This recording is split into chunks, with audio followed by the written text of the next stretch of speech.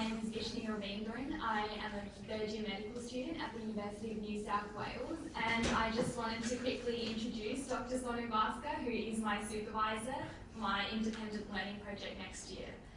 So Dr Sonu Bhaskar is one of the conveners for the Symposium, and he's also the founding director of the New South Wales Brain Clot Bank, and an academic neurologist and clinician scientist at Liverpool Hospital, Ingham Institute and South West Sydney Local Health District.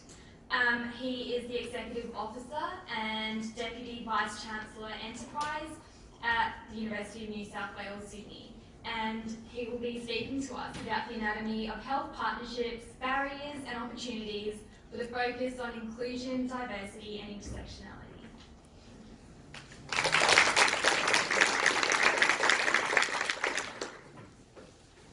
Thank you, Vishni, for that lovely introduction. And part of partnership is about inclusion.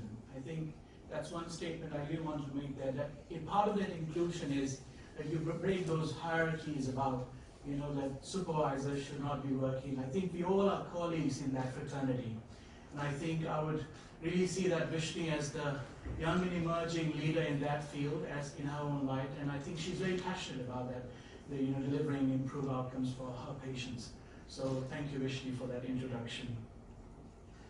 Now, what am I going to talk about today? I'm going to talk about anatomy of health partnership. What is partnership for me? What are the barriers and opportunities that I've seen in my life, in my journey of where I am today, and how important is inclusion, diversity, and intersectionality in that whole debate. I work across many organizations, and all of them have been very much part of my journey. Rotary has been very close to my heart. I've always been a Rotarian at heart, but now formally being part of the family, so it's really been a lovely journey to be with. Now, today I'm going to give you a brief introduction about what partnership means for different people. Partnership is not a monolithic concept. It can mean differently to different people and different stakeholders. Why is it important to focus on diversity, inclusion, and intersectionality? And how do we humanize that debate on partnership? Is there a business case for it? And what are the barriers and opportunities that exist in that pipeline of that debate? And I'll give you an action plan, which I think I will reflect on my journey of how to take these partnerships on. Now, partnership means differently for different people. It means collaboration, justice, fairness, diversity, participation, opportunity, inclusion, access, so on and so forth. Now, where is partnership sitting in terms of young and emerging clinicians and leaders? I think they have always been part of that journey. Now, how is that important? In 1960s, when the nuclear armament debate was going on, some of the emerging clinicians from Europe, all across the world, in America, joined hands with the Society for Medical Physicians for Social Cause to really raise that policy debate about how important is nuclear disarmament for our safety, health, and well-being, so on and so forth. I think physicians and researchers have always led that debate that goes beyond the remit of health. It intersects at interfering positions of our understanding, how we engage with society. And there's an Australian connection to that debate as well. And that connection is that a pediatrician from Australia who was working at that time at Boston really lobbied hard with Ronald Reagan, who was the president of America at that time, to really say that this policy is enacted, that they have a policy of disarmament, for which the whole association was offered the Nobel Prize in Peace. Now, what was very important that in that policy-based partnership, New England Journal of Medicine, which is a very prestigious journal in medicine, published about a series of articles on how important it is clinicians and researchers engage in a debate that goes beyond the remit of healthcare. So, of course, we are committed to improving the health and well-being of every stakeholder in a society, but we also have a commitment that goes beyond that limit. And I think this particular debate is all about raising those questions which might be of interest to you and to the community. Now, why is cultural diversity important? Australia is changing. I love this country. It's given me so much. It's 7.5 years I've been in Australia. It's been a journey which has been overwhelming. I've seen troughs and ups and downs, but it's given me so much. And part of that partnership is the diversity that we have in Australia. We have got amazing diversity. And that you can see in this particular room. You've got people from every different ethnicity, background, religion, sex, cultural ethnicity, so on and so forth. People with disability, I would acknowledge it. People from the Aboriginal health community. So people from varied backgrounds, all of them part of our community. Most importantly, people think that communities that are not part of the normal, the makeup of the society, they don't contribute. Unfortunately, or fortunately, this community contributes about $10 billion in over 10 years, just to give you a figure, that they are a very important member of that community. Now, why is it important to engage in that conversation? People from different communities. Now, we've been talking some numbers. I think numbers are important. Numbers gives us, quantitative understanding of how we should, raise policy to look after those populations. That's how you do clinical trials, you do clinical research, prospective studies, epidemiological studies, so on and so forth. I think today's debate is about going a step further. Let's humanize that debate on health partnership. We've got to be mindful of data, but data doesn't tell all the story. We've got to humanize that conversation. And I would really draw your attention to that humanizing aspect of that conversation. Now, what is diversity for you and me? For me, diversity is, can I be an authentic myself in a group of community or organization? Will the individual differences of you and me will be respected? The diversity of thought will be respected. And is representation enough? Is it enough for representation to be there? Was representation enough in the World War II at that time when there was a genocide against a very particular community in Europe? So diversity goes beyond just representation and numbers. You'll appreciate in this figure, on the left you've got a community coming from disability background. You've got people of color, race, sex, and different ethnicity. And I think in that whole debate on ethnicity and debate, you can put numbers on their representation, but then there's a story behind that story as well. And then comes the picture of inclusion. Now, what is inclusion for me and for some of us? When I speak up, is my opinion valued? Do I feel valued, respected, and supported by my peers? Do I have access to decision-making, information, and resources? And do I have a sense of belonging to the organizations I work with? And I would really raise these questions to you. Please ask these questions to yourself when you go back to your peers and community. So very important anecdote here. The diversity is having a seat at the table. Inclusion is having a voice. And belonging is having that voice to be heard. Now, a step ahead of inclusion is intersectionality.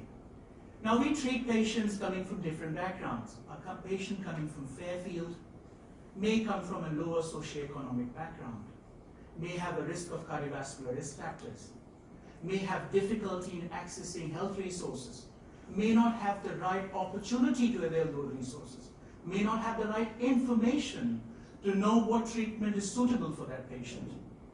The lack of opportunity for these patients are guided by a mix of factors. And that's what intersectionality is, that. The multiple identities intersect that create a whole that is different from the component identities. Race, education, sexuality, ability, age, gender, so on and so forth. And very critical part of that debate is that our lived experiences are influenced by those factors that I was talking about. So does inclusion matters? It does, because it kind of sensitizes us about that understanding that through inclusion we may attain that broader understanding or delivery of health equity. Now, what is equity? It's about creating equal access to opportunity. Remember the Fairfield patient I was talking about. And how does it impact? It impacts healthcare workforce diversity. It impacts people who are working in the hospitals, local health districts, etc., etc. It impacts workforce wellness. Their health and well-being is attached to this particular element of that description. And it also impacts the care that is provided to those communities. Many of them might be vulnerable, so on and so forth. On the right, you have got a little picture of intersection. On the top, you've got diversity. On the left, you've got equity. And then you've got inclusion on the bottom right. In the intersection of these three important parables, you've got where you actually belong to that system. You feel that you're part of it. You're being embraced for the qualities you have. And you're respected for the voice that you make. So is there evidence around these concepts? And that is an important debate, right? We put numbers, but we also got to look after some important factors. So there's an important study that was published in JAMA Open, which analyzed the perceptions of factors associated with inclusive work and learning environment. They actually had a survey of about 300 leading executives across the health care services in the US. And what they found was very interesting. They found that inclusive workforce fosters a sense of belonging and community. Now, what does that mean? Now, what are the factors that they found in their study? The factors that impacts inclusion are presence of discrimination, the silent witness, the witnesses that happened also during the times of many other disasters in the human life, and the interplay of hierarchy, recognition, and civility, the effectiveness of organizational leadership and mentors, support for work-life balance, feeling excluded from your inclusive efforts. You make a lot of efforts of being inclusive, but then you're excluded from that debate. So how do I frame it? I think from a research perspective, I think from a perspective that is applicable policy perspective. So I draw this diagram just for your convenience. On the top sits the leadership. Now, I personally think leadership is critical in delivering these important aspects of health systems. Through an inclusive leadership, you develop partnership, the partnership which is the theme of this conference. Through partnerships and leadership, inclusive leadership, you create an environment which is inclusive, where you bring people from different backgrounds on the same table. And through that, you develop health systems that trust each other. Communities that trust the health systems that trust communities. And in between communities, you've got workforce trust in between them. And that leads to improved health outcomes for patients and communities. So building trust in health systems through inclusion, partnership, and leadership is critical. And there is now debate happening in Australia. And that debate is actually led by Diversity Even Australia. There's an interesting article I would like to bring it to your notice that was just published on JAMA, recently published in 2019 by Vishni and colleagues. And they talk about how important is trust building in building health systems to eliminate health disparities. An important statement that they make here is eliminating health and healthcare disparities is a necessary step on the journey to value-based care and health equity, where everyone has a fair and just opportunity to be as healthy as possible. I do believe that everybody in this room do agree with that sentiment. And I think that is an important part of that whole debate. So whether there is a business case for it, I'll give you a business case. On the left, you've got a business case for healthcare workforce. Health leadership, inclusion, and diversity leads to improve workforce diversity. It improves employee well-being and psychological safety. It makes employees feel valued and respected. It creates environments that are inclusive, and that is associated with improved team performance, clinical team performance. High return on income and productivity. It reduces employee turnover. You can retain some of the best clinicians and researchers. And that creates a team engagement, job satisfaction, so on and so forth. Now, for patients and communities, what is the business proposition? It creates trust.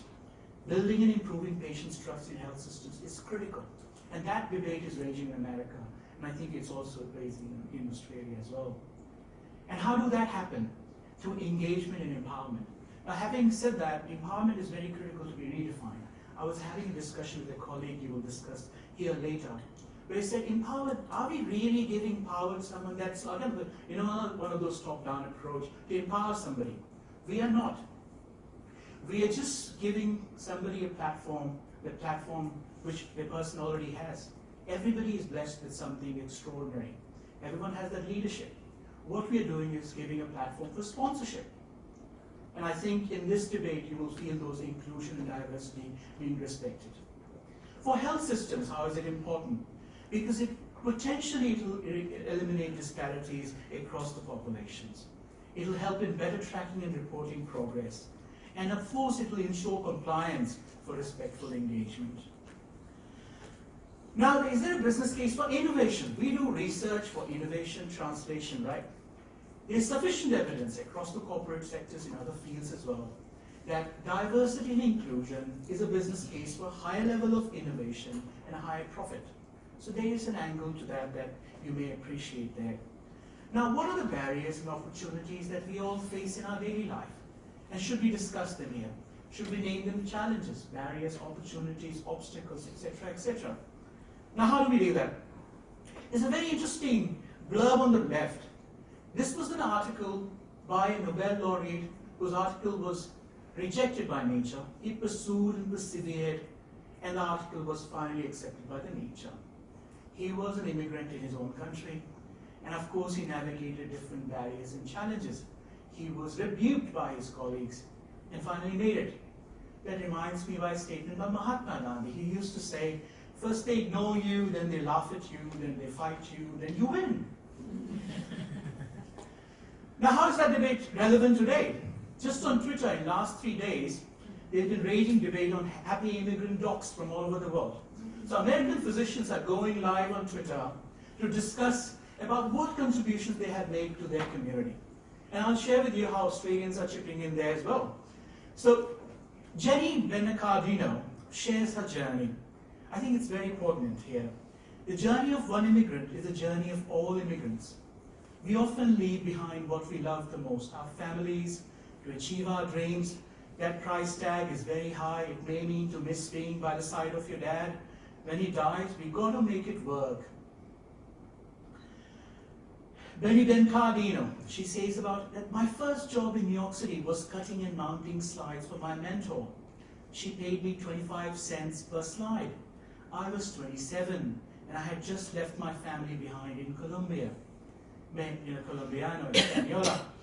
Marks the end of my 6th week as the chief of musculoskeletal radiology at the University of Pennsylvania. This is what happiness feels like. The gentleman from Lebanon, he now works at the St. Thomas Hospital in London, and he's finishing his shift in training in psychiatry. So he shares his journey. The Australian perspective, many of the Australian doctors are chipped in. So Yumiko Kadota talks about her journey. I went to 3 different schools in Singapore, London, and Sydney. Nothing was ever given to me. Everything was earned. My first job was as a fishmonger. 15 years later, I used my experience as a doctor to educate the next generation. This is happiness. I'm sure all of you will agree with those stories that all of us carry in our own ways. Many of us are immigrant here, but we have made our journeys. And of those journeys comes the journey of resilience. Now, this is the story of the workforce. I would like to bring you to attention a different aspect of that partnership, which is about clinician and the consumer. Now, for a connected partnership between clinician and patient, that's the fundamental of good care. And we have, the Australian Charter for Human Rights hugely debated on that issue. There's a lot of work going on. This particular video. You have a better relationship with God the longer you get to know her.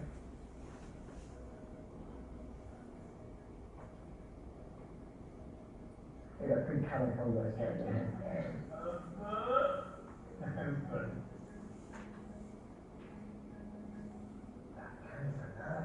I'm Julia, her mum, and this is obviously. I'm Robert, and I'm Eleanor's dad.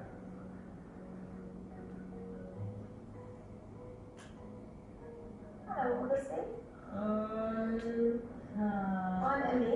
I'm one of the doctors. So, Drina, can I ask you, what does profound and multiple learning disabilities mean to you? Basically, if you have a profound learning disability and a physical and or sensory disability, plus some other, then you have PMLD. The thing about people with profound and multiple learning disabilities is that they need support in every aspect of their life, everything. As much as obviously has to learn and have to learn to trust people.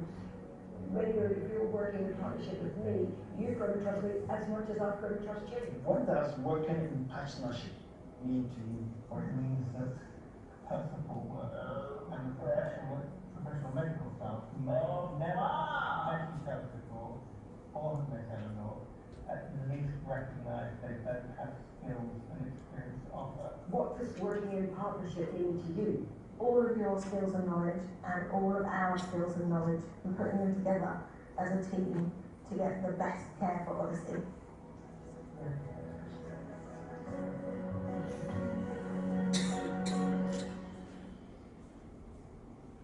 Trust, partnership, improved healthy outcome. That was the essence of that debate. We have leadership in New South Wales as well. Just looking at the tweet yesterday from our Secretary of Health, Elizabeth Goff, I think she makes a very compelling statement here, that for the outcomes that matter to patients and community, got to be personalized, that invests in wellness and digitally enabled, the enabling of the resources for every person in New South Wales is critical. Now, what about my journey? 2.5 years ago, when I moved to Sydney, I came on a Toyota wagon from Newcastle. I lived in my car for the first day because I didn't have resources to live in a room because the electricity was off, and I just hired a new place. From that day, I didn't know a bird in Newcastle, in Sydney at all, actually. From that journey to really working at the Liverpool hospital with the support of my peers, I'm very grateful to each one of them. We have done something extraordinary, and I want to share that story about you. There is an important aspect of stroke that's called cryptogenic stroke. These are the patients, about 30 to 40% of ischemic stroke patients, who have no known mechanism. What we're doing is looking at the clot architecture, the constitution of these clots, trying to figure out whether their clot constitution can inform us about the mechanisms in those categories of patients. I'm very proud to share with you, this particular initiative has finally been established. We have now a world-leading facility in this, and it was recently announced at the statewide biobank in partnership with leading local health districts, hospitals, universities, and Ingham Institute and community. We got some international coverage, and now the story has reached about 1.5 million people across Australia, Canada, the UK, and US. The world's first bank has opened in Sydney in the fight against Australia's third biggest killer. It's a collection of brain clots that Liverpool hospital doctors hope will crack the code on what causes stroke. This is home to rows upon rows of human medical samples, an automated biobank that has now added brain clots to its repository. Potentially, harness a huge collection, about 1,400 samples over the next 4 years. It's all part of unlocking the deep mysteries of a disease that affects one Australian every 9 minutes. 30 to 40% of clots that lodge in the brain have unknown causes. My stroke occurred 16 years ago. I was pregnant at the time, so I was 3 months pregnant. To this day, we still don't know what caused it. In recent years, doctors have been able to retrieve clots mechanically. It has not only revolutionised treatment, it's allowed researchers to dig deeper.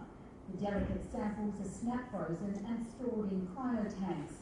They are then analysed using sophisticated microscopes. With that system, we can get a Google Earth view of these clots and zoom in basically down to single molecules within a single blood cell. Researchers say it's a world-first initiative. And that's something we haven't had before. We haven't had a sample. It's unlike cancer where there's biopsies taken. It paves the way for personalised treatment. We hope that over time, as this platform is being built, that will have a positive impact on how we diagnose, treat, and manage the patients. There's also the potential to develop a blood test as a screening tool to identify people at risk of having a stroke. I'm really excited about the research to see what sort of impact it would have. Gabriella Rogers, 9 News.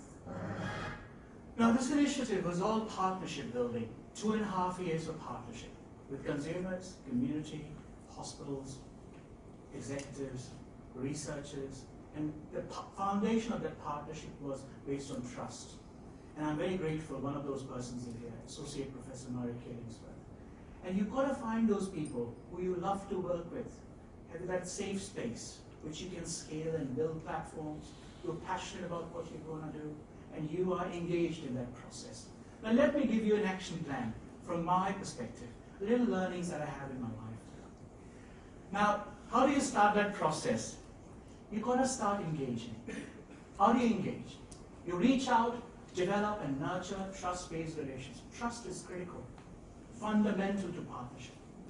Establish institutional commitments. It's only through that commitment you will have research into policy. Adopt a co-production model with consumers. Get them engaged at the very beginning of your work so that you know what they're doing is of benefit to the patients. You've got to measure, monitor, and progress. That gives you feedback on what you're doing. Mobilize people. Get more researchers on board. Get more clinicians on board. Lead, be the change you wish to see. Reform. Track, ensure that compliance is there for that respectful engagement. That will positively lead to change, and that change hopefully will amplify and will make that impact that we wish to make. In that positive note, I just leave you with these comments. Thank you for being kind to those around you. Your kindness creates an inclusive atmosphere for those under distress and navigating challenging aspects of life. There is a great power in shared humanity. And I wish to implore you to please share that humanity with your colleagues, peers, and beyond. Thank you for giving me this opportunity.